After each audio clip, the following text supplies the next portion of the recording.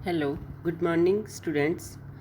Metal ligand bonding in transition metal complexes के तहत आज थर्ड लेक्चर में हम पढ़ेंगे क्रिस्टल फील्ड स्प्लिटिंग इन टेट्राहेड्रल कॉम्प्लेक्सेज।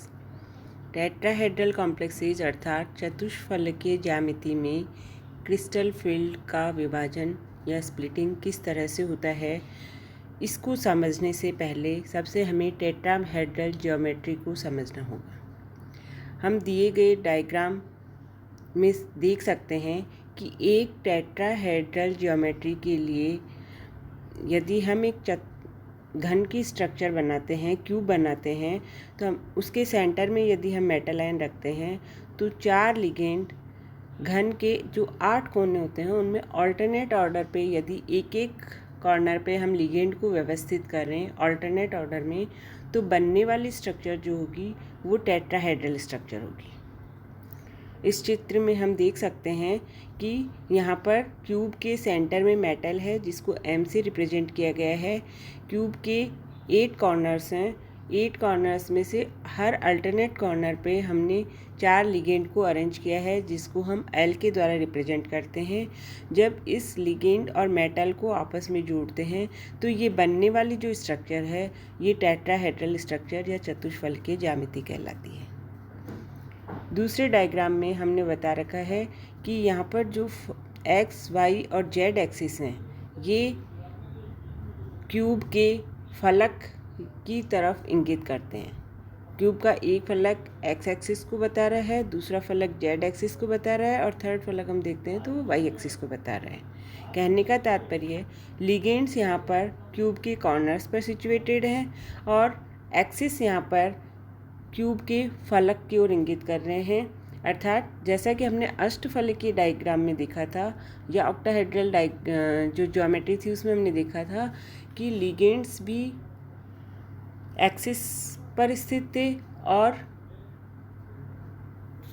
लिगेंड्स जो थे वहाँ पे ऑन द एक्सिस स्थित थे। यहाँ पर हम क्या देख रहे हैं, टेट्राहेड्रल ज्योमेट्री में ligands between the axis situated हैं। अब जब लिगेंड्स मेटल की तरफ आते हैं तो उसमें मेटल पहले तो जैसा कि हमने स्टार्टिंग से बताया था कि जैसे इंडिविजुअल मेटल और लिगेंड की एनर्जी बहुत हाई होती है। जब मेटल और लिगेंड एक दूसरे के पास आना स्टार्ट होते हैं तो उनमें अट्रैक्शन की वजह से दोनों की एनर्जी लोअर हो जाती है। मेटल्स की एनर्जी लोअर लेवल पे चली जाती है, लेकिन पांचों डी ऑर्बिटल्स डीजनरेट समभ्रंश रहते हैं, समान एनर्जी लेवल के रहते हैं। जब लिगेंड्स और ज़्यादा पास आने लगते हैं, यहाँ पे हमने जो splitting of D orbitals in tetrahedral field का डायग्राम शो हो रहा है इस पेपर में, इसमें हम देख सकते हैं कि पहले मेटल्स के डी ऑर्बिटल्स का एनर्जी लेवल कम है।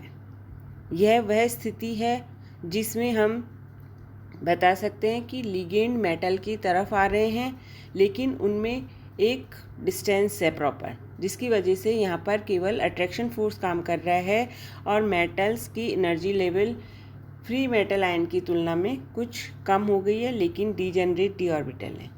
जब लिगेंड्स और नज़दीक आते हैं और इसके चारों तरफ एक काल्पनिक गोलाकार क्रिस्टल फील्ड डेवलप कर लेते हैं, उस स्थिति में मेटल के डी इलेक्ट्रॉन और लिगेंड के इलेक्ट्रॉन्स के बीच में रिपल्सन होने लग जाता है, तो डी ऑर्बिटल्स की एनर्जी थोड़ा सा इंक्रीज होती है। हम डायग्राम में देख सकते हैं डी ऑर्बिटल की एनर्जी थोड़ा सा इंक्रीज हो रही है, लेकिन यहाँ पर भी पांचों डी ऑर्बिटल्स डीजनरेट हैं, समान एनर्जी लेवल के हैं। जैसे ही लिगेंड्स और नज़दीक आएंगे तब इसमें स्प्लिटिंग स्टार्ट होती है डी ऑर्बिटल्स में, और स्प्लिट होकर के डी ऑर्बिटल्स 2 लेवल में डिवाइड हो जाते हैं, एक लोअर एनर्जी लेवल, एक हायर एनर्जी लेवल। कुछ डी ऑर्बिटल्स की एनर्जी कम हो जाती है, कुछ डी ऑर्बिटल्स की एनर्जी बढ़ जाती है। कौन से डी ऑर्बिटल कम एनर्जी लेवल पे जाएंगे, कौन से D orbital higher energy level पे जाएंगे, ये हम पहले ही बता चुके हैं कि ज्योमेट्री पर डिपेंड करता है। यहाँ पे हम टेट्राहेड्रल ज्योमेट्री को स्टडी कर रहे हैं। टेट्राहेड्रल ज्योमेट्री में हमने देखा यदि हम एक क्यूब के ऊपर मेटल और लिगेंड्स को अरेंज करें तो क्यूब के कॉर्नर पे लिगेंड्स हैं, क्यूब के सेंटर में मेटल है और इस तरह से टेट्राहेड्रल ज्योमेट्री बन रही है और एक्सिस जो है वो क्यूब के फलक की ओर जा रहे हैं, अर्थात इनका डायरेक्ट एक्स या वाई एक्सिस पे लिगेंड स्थित यहाँ पर नहीं है। तो यदि हम देखते हैं ई ऑर्बिटल मेटल और लिगेंड के बीच में bond angle, E orbital means D Z square and D X square Y square जो ऑर्बिटल्स होते हैं उनको हम ई ऑर्बिटल कहते हैं। तो यदि हम ई ऑर्बिटल मेटल और लिगेंड के बीच का बॉन्ड एंगल देखते हैं तो वो 54 डिग्री 44 मिनट्स के इक्वल आता है, क्योंकि ई ऑर्बिटल्स जो होते हैं वो कहाँ स्थित होते हैं, वो ऑन द एक्सिस स्थित होते हैं, इसलिए यहाँ पर इनका बॉन्ड एंगल थोड़ा ज़्यादा है। यदि हम T2 ऑर्बिटल्स मेटल और लिगेंड के बीच का बॉन्ड एंगल देखते हैं तो उसकी वैल्यू आती है 35 degree 16 minute. T2 orbitals between the axis स्थित होते हैं। प्रीवियस क्लास में हमने इनकी स्ट्रक्चर को डिस्कस किया था। T2 ऑर्बिटल जैसे DXY, DYZ और DZX ऑर्बिटल्स हैं। तो DXY ऑर्बिटल को यदि हम कंसीडर करते हैं तो उसकी लॉब्स डी ऑर्बिटल की एक्स और वाई एक्सिस की बिटवीन स्थित होती हैं। तो T2 orbitals between the axis हैं, ई ऑर्बिटल्स ऑन द एक्सिस हैं। इस वजह से यहाँ पे T2 ऑर्बिटल्स के साथ मेटल लिगेंड बॉन्ड एंगल का मान कम है और ई ऑर्बिटल के साथ मेटल लिगेंड बॉन्ड एंगल यदि हम देखते हैं तो उसकी वैल्यू ज़्यादा आ रही है, अर्थात ई ऑर्बिटल्स कंपेरेटिवली दूर हैं लिगेंड से। Comparative to T orbitals, E orbital जो हैं वो मेटल लिगेंड से दूर हैं, तो यहाँ पर उनमें रिपल्शन कम होगा। T2 ऑर्बिटल्स लिगेंड के कंपैरेटिवली नज़दीक हैं तो इनमें रिपल्शन ज़्यादा होगा। जिसमें रिपल्शन ज़्यादा होता है उसकी एनर्जी हाई चली जाती है। तो यहाँ पे जो डी ऑर्बिटल्स की स्प्लिटिंग आती है उसमें ई ऑर्बिटल्स का एनर्जी लेवल कम होता है, T2 ऑर्बिटल्स का एनर्जी लेवल हाई होता है, just opposite to octahedral complexes. Octahedral complexes में हमने क्या देखा कि लिगेंड्स जो थे ऑन द एक्सिस आ रहे थे और ऑन द एक्सिस जो ऑर्बिटल्स होते हैं वो ई ऑर्बिटल्स होते हैं, तो उनमें रिपल्शन ज़्यादा हो रहा था, तो वहाँ पे ई जी ऑर्बिटल्स का एनर्जी लेवल हाई था। जबकि टेट्राहेड्रल ऑर्बिटल में हम क्या देख रहे हैं कि ई ऑर्बिटल्स मेटल लिगेंड के बीच में बॉन्ड एंगल ज़्यादा है। बॉन्ड एंगल ज़्यादा है मीन्स यहाँ पे डिस्टेंस ज़्यादा है। तो कंपेरिजन करें यदि हम T2 के साथ में, तो यहाँ पे इनमें ई ऑर्बिटल्स और लिगेंड के बीच में रिपल्शन कम होगा। रिपल्शन कम होगा तो उनका एनर्जी लेवल कम होगा।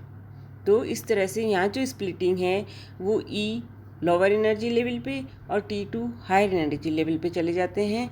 एक बात का यहाँ विशेष ध्यान रखना है, चूँकि हम टेट्राहेड्रल ज्योमेट्री पढ़ रहे हैं जिसमें सेंटर ऑफ सिमेट्री नहीं पाई जाती, इसलिए यहाँ पर हम ई और T2 सिंबल का यूज करेंगे, ना कि ई जी और T2G। जी से डिनोमिनेटर पे हम नहीं यूज करेंगे। जी सिमेट्री को बताता है और टेट्राहेड्रल ज्योमेट्री में सेंटर ऑफ सिमेट्री नहीं पाई जाती है। तो इस तरह से हमने देखा कि यहाँ पर डी ऑर्बिटल्स की splitting D lower energy level पे ई जी और लोअर एनर्जी लेवल पे ई और हायर एनर्जी लेवल पे T2 ऑर्बिटल्स जाते हैं, और इनके दोनों ई और T2 के मध्य का जो एनर्जी डिफरेंस है उसे हम डेल्टा टी या 10 DQ के द्वारा रिप्रेजेंट करते हैं। Delta T means crystal field splitting energy for tetrahedral complexes. T यहाँ पे रिप्रेजेंट करता है ज्योमेट्री को, डेल्टा यहाँ पे रिप्रेजेंट करता है क्रिस्टल फील्ड स्प्लिटिंग एनर्जी को। यदि हम पर ऑर्बिटल की एनर्जी यहाँ पे कैलकुलेट करना चाहें तो जो लोअर एनर्जी लेवल है जहाँ पे ई ऑर्बिटल्स हैं उनकी एक ऑर्बिटल की एनर्जी, चूँकि लोअर एनर्जी लेवल पे एनर्जी रिलीज होती है तो माइनस में एनर्जी होगी, तो -0.6 डेल्टा टी या DQ में हम लेते हैं तो -6 DQ के द्वारा रिप्रेजेंट कर सकते हैं। हायर एनर्जी लेवल पे T2 ऑर्बिटल्स हैं, एक T2 ऑर्बिटल के लिए एनर्जी कैलकुलेट करेंगे तो +0.4 डेल्टा टी या +4 DQ के द्वारा हम उसको लिख सकते हैं। तो इस तरह से crystal field splitting D orbitals में किस तरह से होती है इसको हम यहाँ पर आसानी से समझ सकते हैं। अब हमने डी ऑर्बिटल्स की स्प्लिटिंग टेट्राहेड्रल कॉम्प्लेक्सेस में भी देखी और ऑक्टाहेड्रल कॉम्प्लेक्सेस में भी देखी। दोनों की स्प्लिटिंग ऑफ डी ऑर्बिटल्स को यदि हम कंपेयर करते हैं तो नेक्स्ट टॉपिक हमारा आता है comparison of tetrahedral and octahedral field splitting. यहाँ पर दिए गए डायग्राम से हम आसानी से इसको एक्सप्लेन कर सकते हैं। 3 पॉइंट्स हमने बनाए हैं डायग्राम में, ए, बी और सी। बी पॉइंट जो है वो आइसोलेटेड मेटल आयन को रिप्रेजेंट कर रहा है। इसमें 5 डी ऑर्बिटल्स डीजेनरेट हैं, समभ्रंश हैं, समान ऊर्जा लेवल पे हैं। इस समय पर कोई भी ज्योमेट्री डेवलप नहीं हो रही है। सी जो है यहाँ पर ये ऑक्टाहेड्रल ज्योमेट्री को रिप्रेजेंट करता है। डी ऑर्बिटल्स की स्प्लिटिंग T2G और EG के मध्य हो गई। T2G lower energy level, EG higher energy level, और जो इनकी स्प्लिटिंग एनर्जी है उसको हम डेल्टा O के द्वारा रिप्रेजेंट करते हैं। ए पार्ट जो इस डायग्राम का है वो टेट्राहेड्रल ज्योमेट्री को रिप्रेजेंट कर रहा है। इसमें भी डी ऑर्बिटल्स की स्प्लिटिंग हो रही है, लेकिन लोअर एनर्जी लेवल पे ई ऑर्बिटल्स हैं, हायर एनर्जी लेवल पे T2 ऑर्बिटल्स हैं, और इनकी जो क्रिस्टल फील्ड स्प्लिटिंग एनर्जी है वो डेल्टा T के द्वारा रिप्रेजेंट की जाती है। हम इस डायग्राम में आसानी से देख सकते हैं डेल्टा T की वैल्यू डेल्टा O की तुलना में कम नज़र आ रही है, और इसकी वैल्यू अभी हम कैलकुलेट करेंगे तो delta T is almost half of delta O होता है। अर्थात ऑक्टाहेड्रल में जो क्रिस्टल फील्ड स्प्लिटिंग एनर्जी है उसका मान ज़्यादा होता है। ये क्यों होता है ये अभी हम आगे पढ़ते हैं। अब यदि हम कंपेयर करें इसको पॉइंट्स वाइज कि ऑक्टाहेड्रल और टेट्राहेड्रल ज्योमेट्री में किस तरह से क्रिस्टल फील्ड स्प्लिटिंग एनर्जी में क्या चेंजेज आते हैं, तो फर्स्ट पॉइंट है कि D orbital split in EG and T2G। यदि हम ऑक्टाहेड्रल ज्योमेट्री लेते हैं तो वहाँ पे जो डी ऑर्बिटल्स का विभाजन होता है, स्प्लिटिंग होती है, वो EG और T2G ऑर्बिटल में होती है। टेट्राहेड्रल कॉम्प्लेक्सेस में स्प्लिटिंग जो है वो E और T2 ऑर्बिटल में होती है। यहाँ पे डिफरेंस क्या है, एक में हम डिनोमिनेटर में G का यूज करते हैं, टेट्राहेड्रल में हम G का यूज नहीं करते। ये हम आपको पूर्व में भी बता चुके हैं कि टेट्राहेड्रल में सेंटर ऑफ सिमेट्री नहीं पाई जाती, इसलिए यहाँ पर हम EG नहीं यूज करके केवल E का यूज करते हैं। First difference. Second, octahedral complexes में डी ऑर्बिटल्स जब स्प्लिट होते हैं तो T2G लोअर एनर्जी लेवल पे जाते हैं और EG orbitals higher energy level पे जाते हैं। इसी तरह से टेट्राहेड्रल ज्योमेट्री में डी ऑर्बिटल्स की स्प्लिटिंग होती है तो E orbitals lower energy level पे जाते हैं और T2 orbitals high energy level पे जाते हैं। अर्थात स्प्लिटिंग के बाद में arrangement of D orbitals just opposite होता है ऑक्टाहेड्रल एंड टेट्राहेड्रल में। थर्ड पॉइंट है कि डेल्टा का मान, डेल्टा की वैल्यू जो है ऑक्टाहेड्रल कॉम्प्लेक्सेस के लिए ज़्यादा होती है बजाय कि टेट्राहेड्रल कॉम्प्लेक्सेस में। हम देख सकते हैं delta O is greater than delta T, या हम कह सकते हैं delta T is 4/9 delta O। ये वैल्यू कम क्यों होती है, इसके पीछे 2 कारण हैं। पहला, ऑक्टाहेड्रल कॉम्प्लेक्सेस में हम क्या देखते हैं कि 6 लिगेंड धातु की ओर जा रहे हैं, जबकि टेट्राहेड्रल ज्योमेट्री में 4 लिगेंड धातु की ओर जा रहे हैं। तो अष्टफलकीय क्षेत्र की तुलना में चतुष्फलकीय क्षेत्र का विभाजन 4/6, अष्टफलकीय में 6 लिगेंड है और चतुष्फलकीय में 4 लिगेंड हैं। तो ऑक्टाहेड्रल की कंपैरिजन में यदि हम टेट्राहेड्रल का क्रिस्टल फील्ड स्प्लिटिंग देखें तो वो नंबर ऑफ लिगेंड्स के आधार पे 4/6 होगा, या उसको हम EG फॉर्म में कन्वर्ट करके 2/3 भी लिख सकते हैं। अर्थात जो स्प्लिटिंग है नंबर ऑफ लिगेंड्स पे भी डिपेंड कर रही है स्प्लिटिंग एनर्जी का मान। नंबर ऑफ लिगेंड ज़्यादा होंगे तो रिपल्शन ज़्यादा होगा, तो एनर्जी में क्रिस्टल फील्ड स्प्लिटिंग एनर्जी का मान ज़्यादा होगा। पहला पॉइंट तो इस वजह से ऑक्टाहेड्रल में क्रिस्टल फील्ड स्प्लिटिंग का मान ज़्यादा होता है क्योंकि वहाँ पे नंबर ऑफ लिगेंड्स ज़्यादा हैं। सेकंड, जो ऑक्टाहेड्रल फील्ड है उसमें लिगेंड डायरेक्टली EG कक्षकों के कांटेक्ट में आते हैं, वो एक ही एक्सिस पे। EG कक्षक भी ऑन द एक्सिस सिचुएटेड है, लिगेंड्स भी ऑन द एक्सिस आ रहे हैं ऑक्टाहेड्रल में, तो उनका डायरेक्ट कांटेक्ट हो रहा है, सीधा संपर्क हो रहा है। तो उनमें प्रतिकर्षण अधिक होता है, प्रतिकर्षण अधिक होगा तो स्प्लिटिंग भी अधिक होगी। इसके विपरीत टेट्राहेड्रल कॉम्प्लेक्सेज में लिगेंड किसी भी कक्षा के एकदम सीध में नहीं होते हैं। हमने देखा कि वहाँ पे बॉन्ड एंगल बन रहा है, ई ऑर्बिटल के साथ भी बॉन्ड एंगल बन रहा है और T2 के साथ भी बॉन्ड एंगल बन रहा है। डायरेक्ट कांटेक्ट उनका नहीं हो रहा है, तो प्रतिकर्षण भी कम होगा कंपेयर टू ऑक्टाहेड्रल कॉम्प्लेक्सेज, और इस कारक की वजह से क्रिस्टल क्षेत्र विभाजन जो क्रिस्टल फील्ड स्प्लिटिंग है वो 2/3 रह जाती है।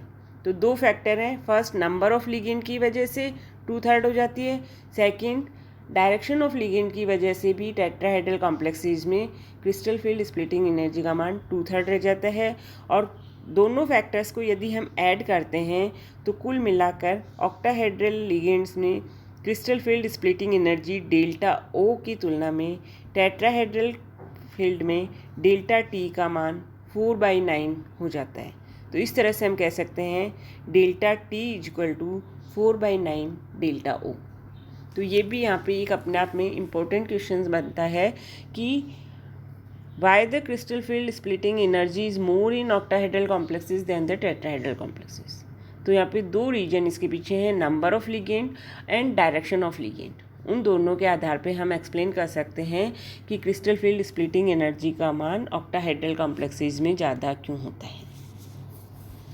फोर्थ पॉइंट है, ऑक्टाहेड्रल कॉम्प्लेक्सेज में लो स्पिन और हाई स्पिन दोनों तरह के कॉम्प्लेक्स फॉर्मेशन होते हैं, जबकि टेट्राहेड्रल कॉम्प्लेक्सेज में केवल हाई स्पिन कॉम्प्लेक्स फॉर्मेशन होता है।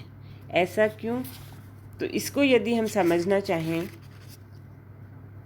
तो हम बता सकते हैं कि जो D4, D5, D6, D7 4 electronic configuration होते हैं,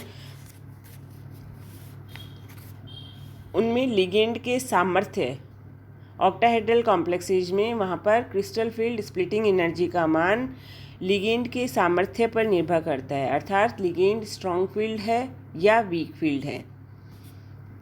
तो अगर लिगेंड स्ट्रॉन्ग फील्ड लिगेंड है, स्ट्रॉन्ग फील्ड लिगेंड होगा तो डेल्टा की वैल्यू बढ़ जाएगी। ऑक्टाहेड्रल कॉम्प्लेक्स है इसलिए हम डेल्टा ओ बोलेंगे। यदि ऑक्टाहेड्रल कॉम्प्लेक्स में स्ट्रॉन्ग फील्ड लिगेंड मेटल की तरफ आ रहा है तो वहाँ पर डेल्टा ओ का मान अधिक होगा। तो डेल्टा ओ की वैल्यू अधिक होने से इलेक्ट्रॉन हायर एनर्जी लेवल वाले ऑर्बिटल में नहीं जाकर लोअर एनर्जी वाले ऑर्बिटल में ही पेयरिंग करना स्टार्ट कर देता है, अर्थात T2 में 3 इलेक्ट्रॉन फिल होने तक लिगेंड का कोई इफ़ेक्ट नहीं आता है। चौथा इलेक्ट्रॉन आता है तो वो T2 में पेयरिंग होगी या EG ऑर्बिटल में जाएगा। ये डिपेंड करता है लिगेंड का नेचर क्या है। अगर लिगेंड स्ट्रॉन्ग फील्ड लिगेंड है तो वो डेल्टा ओ की वैल्यू को बढ़ा देगा। डेल्टा ओ की वैल्यू को बढ़ा देने से इलेक्ट्रॉन हायर एनर्जी लेवल अर्थात EG में ना जा कर के T2G में ही पेयरिंग स्टार्ट हो जाती है, और इस तरह से बनने वाले जो कॉम्प्लेक्स होते हैं उनको हम लो स्पिन कॉम्प्लेक्सेज कहते हैं, क्योंकि इलेक्ट्रॉन की पेयरिंग की वजह से वहाँ पे स्पिन वैल्यू कम हो जाती है। ये situation D4, D5, D6, D7 में आती है, क्योंकि D3 तक इलेक्ट्रॉन पहले T2 में ही 3 ऑर्बिटल्स में भरेंगे और D7 तक सब में अनपेयर्ड इलेक्ट्रॉन हो गया, तो उसके बाद में D8 का इलेक्ट्रॉन अगेन फिक्स होगा कि वो कहाँ जाना है। इसके विपरीत यदि लिगेंड वीक फील्ड लिगेंड है, यदि ऑक्टाहेड्रल कॉम्प्लेक्स में वीक फील्ड लिगेंड है तो वो डेल्टा ओ की वैल्यू उसके लिए कम होगी। डेल्टा ओ की वैल्यू कम होगी तो इलेक्ट्रॉन हायर एनर्जी लेवल पे चला जाएगा। किसकी तुलना में कम होगी? पेयरिंग एनर्जी की तुलना में। तो इलेक्ट्रॉन T2 में पेयर नहीं करके और डेल्टा ओ की वैल्यू कम होने से EG ऑर्बिटल में चला जाएगा, तो वहाँ पर स्पिन मल्टीप्लिसिटी बढ़ जाएगी, क्योंकि नंबर ऑफ अनपेयर्ड इलेक्ट्रॉन ज़्यादा हैं। तो इस तरह से बनने वाले कॉम्प्लेक्सेज हाई स्पिन कॉम्प्लेक्सेज कहलाते हैं। तो D4, D5